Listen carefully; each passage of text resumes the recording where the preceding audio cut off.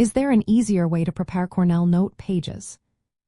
Imagine sitting down to study and having your note pages ready to go without spending extra time drawing lines or setting up sections. Sounds great, right? Well, there are simple ways to make preparing Cornell note pages faster and easier. The traditional way involves dividing your paper into 3 parts: a large right side for notes, a narrow left column for cues or questions, and a small space at the bottom for a summary. But you don't have to do all that manually every time. One quick fix is to use pre-made templates. Many notebooks and digital note-taking apps come with pages already formatted for the Cornell method. These templates have the sections divided for you, so you just start writing.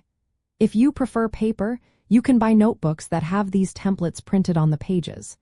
This saves you from measuring and drawing lines each time.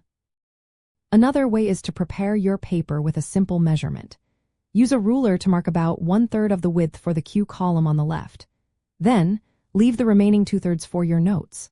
For the bottom section, leave about 2 inches at the bottom of the page for the summary. Making these marks with a pencil first makes the lines easy to draw straight and neat. You can even fold the paper lightly to create guides for the lines, which speeds up the process. If you like digital tools, typing your notes in a digital document can be faster. You can set up a template in your favorite note app that has the Cornell sections already in place. When you take notes, type in the main area, then add cues or questions in the left column and a summary at the bottom later. This way, you don't have to prepare the page beforehand. Using abbreviations and symbols while taking notes also helps. Write quickly by using short forms for common words and symbols for ideas. This reduces the need to rewrite or spend extra time formatting your notes later. The key is to find a method that works for you. Whether it's using templates, quick measurements, or digital setups, making the preparation process faster helps you focus more on learning and less on setup.